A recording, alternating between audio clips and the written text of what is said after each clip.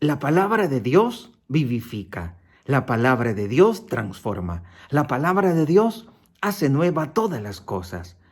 Queridos hermanos, vamos en este momento a recibir esa palabra que da vida, esa palabra que nos permite conocer más la voluntad de Dios. Y la primera lectura está tomada del segundo libro de Samuel, capítulo 11.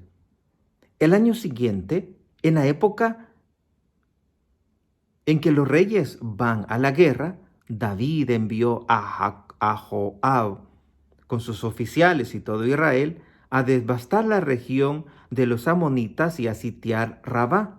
David, mientras tanto, se quedó en Jerusalén y un día, a eso del atardecer, se levantó de la cama y se puso a pasear por la azotea del palacio. Y desde la azotea vio a una mujer bañándose, una mujer muy bella. David mandó a preguntar por la mujer y le dijeron, es Betsabé, hija de Alián, esposa de Urías, el hitita. David mandó a unos para que la trajesen.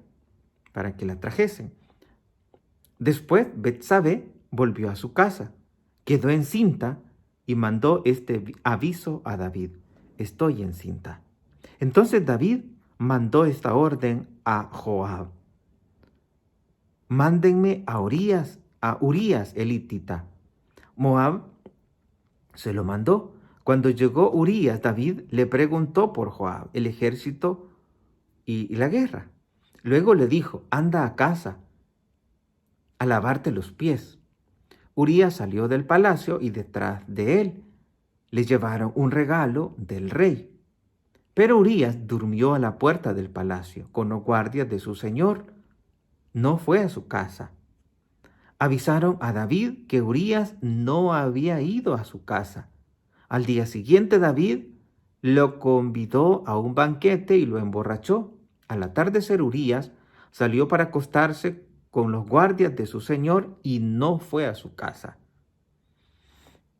A la mañana siguiente David escribió una carta a Joab y la mandó por medio de Urías.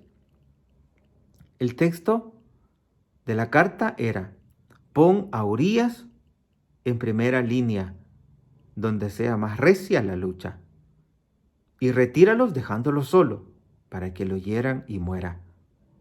Joab, que tenía cercada la ciudad, puso a Urías donde sabía que estaban los defensores más aguerridos. Los de la ciudad hicieron una salida, trabaron combate con Joab y hubo bajas en el ejército entre los oficiales de David. Murió también Urías, el hitita. Palabra del Señor.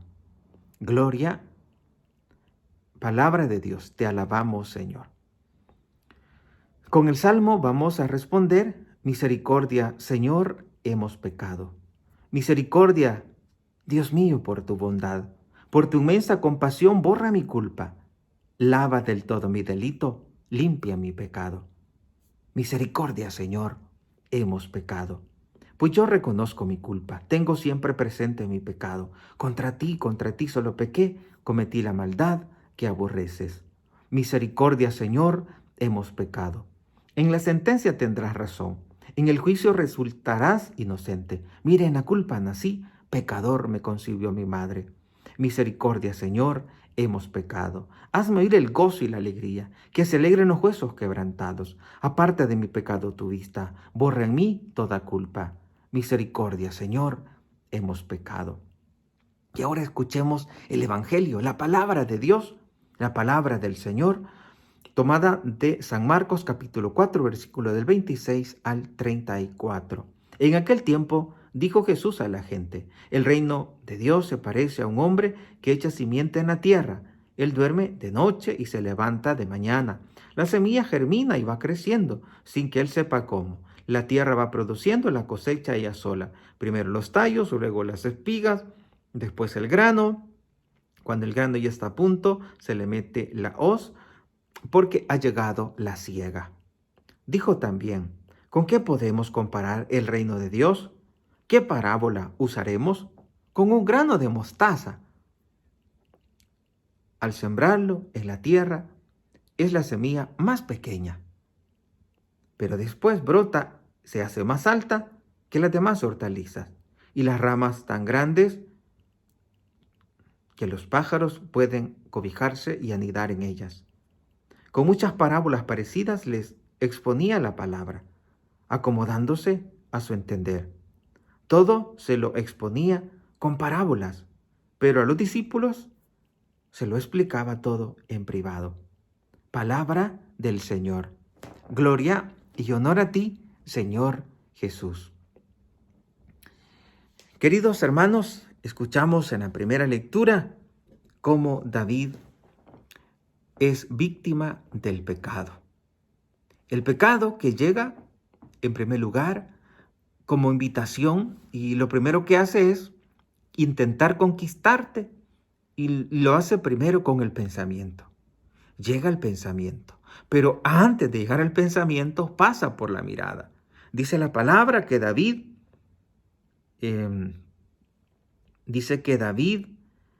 mientras se quedó en Jerusalén, un día a eso del atardecer, se levantó de la cama y se puso a pasear por la azotea del palacio. Y desde la azotea vio a una mujer bañándose. Una mujer muy bella.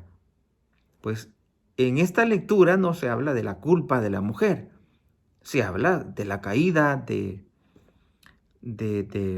David. Y si la mujer estaba bañándose y lo hizo correctamente, es decir, con la debida prudencia, naturalmente esta mujer no tuvo no propició ese pecado, porque quizá ni se dio cuenta que la estaban viendo. Pero si esta mujer propició ese pecado, pues sin duda que esta mujer también tiene parte, porque ella también colaboró para que David se fijara en ella y David cometiera el adulterio. Y dice la palabra que mandó a preguntar por la mujer y le dijeron: es hija de Alián, esposa de Urías, el hitita. Era el momento, la oportunidad que Dios le dio a David para decir: un momento, es una persona comprometida, es una persona prohibida, por lo tanto, hasta aquí llego. Sin embargo, David se cautivó tanto, le impactó tanto a aquella mujer, y la lectura dice: una mujer muy bella. Una mujer muy bella. Hay mujeres que se lamentan de no ser bellas y dicen: ay, es que yo soy tan fea. Si yo fuera bonita,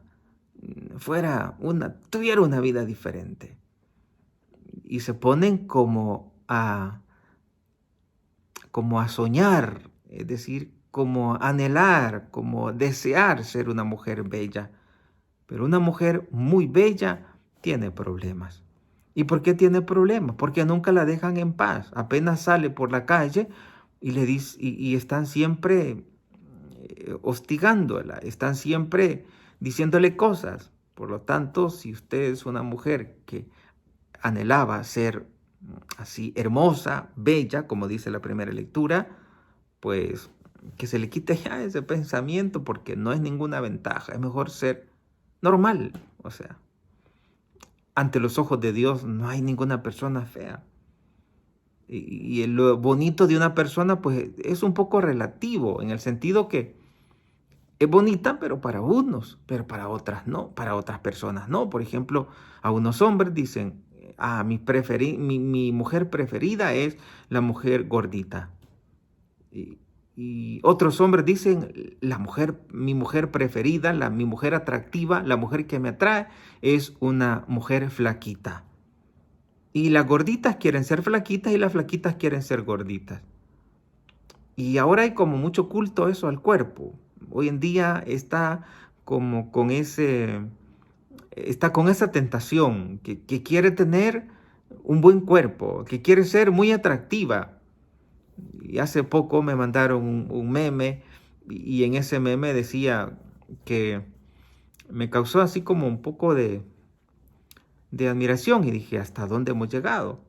O sea, la mentalidad del joven, decía, cuando recibes pocos likes y sale bien vestido. Y luego dice, para conseguir más likes, ya comienza a quitarse la ropa y sale desnudo en caricatura. Pues, y esa es una gran realidad, que hay muchas mujeres que quisieran ser muy bellas, olvidándose de las consecuencias de ser muy bella. Y a esta mujer, pues, David, dice, mandó a preguntar por la mujer y le dijeron, es Betsabé, esposa de Urías el hitita. David, dice, mandó a unos para que la trajesen. Y pasó lo que pasó. Después dice, Betsabé volvió a su casa y quedó encinta. Y le mandó a decir a David, estoy embarazada. Y entonces David se rebuscó, se rebuscó con toda la palabra, procuró que el esposo, que el hitita, que Urías, fuera a estar con la mujer, para decir de que era niño de él, aunque no es así. Y eso pasa hoy en día en tantos matrimonios, que incluso por eso hay pelea, aunque a veces no es que, por ejemplo, si el niño sale como muy diferente al papá, y a veces no es que la mujer haya sido infiel, pero en algunas veces sí. Y David quería tapar el sol con un dedo, como dice. Quería ocultar ese pecado y no le fue posible. Intentó entonces David, eh, llamó a Urías, dice, y le dijo que fuera a su casa a lavarse los pies para que estuviera con la mujer. Pero no fue Urías. Después hubo otro segundo intento. Dice que lo invitó a un banquete y lo emborrachó, con la intención de que después de borracho que se fuera a su casa a estar con su mujer, pero tampoco fue. O sea, después del pecado, por más que se quiera taparlo, eh, no se puede. Como el Señor nos decía ayer en el Evangelio, lo que está oculto es para que se ponga a la luz. Y es así, siempre sale a la luz. Las cosas que se hacen en lo oculto siempre salen a la luz. Y lo hemos constatado en tantas personas. Y ahora en la primera lectura, pues también vemos esto mismo. Y entonces todos los intentos de David fue un fracaso. No pudo, no se le concedió, no pudo fingir, hacer que Urías fuera a estar con su esposa. Entonces lo mandó a, a que se pusiera en lugar de mucho combate para que fuera asesinado. Y así pasó. Dice, Joab, que tenía cercada la ciudad, puso a Urías donde sabía que estaban los defensores más aguerridos. Lo puso en el lugar más peligroso para que muriera, para que lo mataran. Y uno puede pensar, bueno, ya mañana va a salir, continuamos con esta lectura, pero no se puede tapar el dedo, no se puede tapar el sol con un dedo. O sea, aquí David fue el asesino, aunque en realidad, pues como dice la lectura, quien mató a Urías fueron pues los enemigos, pero porque David mandó que lo pusieran en ese lugar para que muriera, es decir, lo mandó a matar, en otras palabras. Se valió de los enemigos para matarlo, para matarlo. Lo mismo que sucede hoy en día. Tanta gente que manda a matar para vengarse, y aunque no lo haga esa persona, pero si lo manda a hacer es como que lo haya hecho ella, como que lo había hecho esa persona. Y David cometió el gran error, no solo de ser adúltero, sino que también de ser asesino. Lo que hace el pecado. Por eso tengamos como mucho cuidado para que la fuerza del pecado no ciegue tu caminar. Para que la fuerza del pecado no destruya tu vida. Porque eso es destruir la vida.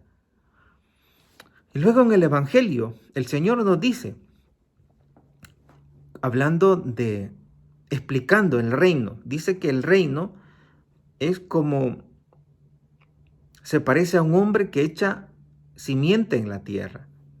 Él duerme de noche y se levanta de mañana y la semilla germina y va creciendo sin que él sepa cómo. Pues en esto, con estos versículos que ahora les leo, podemos decir que también así empieza, no solo lo bueno, sino que también lo malo. Empieza por lo pequeño. Empieza por lo pequeño y por eso Jesús nos dijo, quien es fiel en lo poco también va a ser fiel en lo mucho. Y quien no es fiel en lo poco no podrá ser fiel en lo mucho. Dice, el reino de Dios se parece a un hombre que echa simiente en la tierra. Él duerme de noche, se levanta de mañana, la semilla germina y va creciendo sin que él sepa cómo. Tanto lo bueno como lo malo, si lo sembramos en nosotros, va creciendo, sin que nosotros nos demos cuenta cómo. Dice, primero los tallos, luego las espigas y después los granos. Pues primero empezás a robar $1. Después ya no es $1, son $5. Después ya no son $5, son $25. Después ya no son 25, son 100 y así sucesivamente. Así llega el pecado. Uno te lleva a otro, a otro, a otro y te va haciendo perder tu alma. De la misma manera, las cosas buenas. Empezás a hacer algo bueno y eso te lleva a hacer otro acto bueno y así sucesivamente. Cuando el grano ya está a punto, dice, se mete la hoz porque ha llegado la siega. Y también dice que el reino de Dios se parece a un grano de mostaza, que es tan pequeño pero que puede llegar a ser tan grande, si ese grano de mostaza permanece en esa tierra. Las cosas buenas que tenemos son pequeñas, pero si permanecemos en Cristo, pueden llegar a ser grandes proyectos de salvación personal y también para los demás. Que nosotros seamos como ese arbusto, como esa semilla de mostaza ya desarrollada, donde los pajarillos llegan a descansar. Que en tu vida puedas crecer, que eso poco bueno que descubres, porque es así, somos buenos, pero poquito. Bueno, algunos sí son buenos bastante, pero otros somos buenos poquito, pero eso poquito que tenemos de bueno, tenemos que irlo cultivando. Y tenemos que tener mucha paciencia, porque el grano de mostaza se siembra y no al siguiente día ya está grande. Es poco a poco, y hay que esperarlo con mucha paciencia, con la fe de que esto va a ser algo grande. Así también, las cosas buenas en la vida personal hay que esperarlas con mucha paciencia, con mucha fe. Voy a esperar, claro, si voy avanzando en esa vida, si voy permaneciendo, perseverando en la vida de santidad. Y yo te bendigo en el nombre del Padre, y del Hijo, y del Espíritu Santo. Amén. Que la Virgen Santísima te guarde en su corazón inmaculado. Y si Dios permite, nos volvemos a ver mañana por este mismo canal.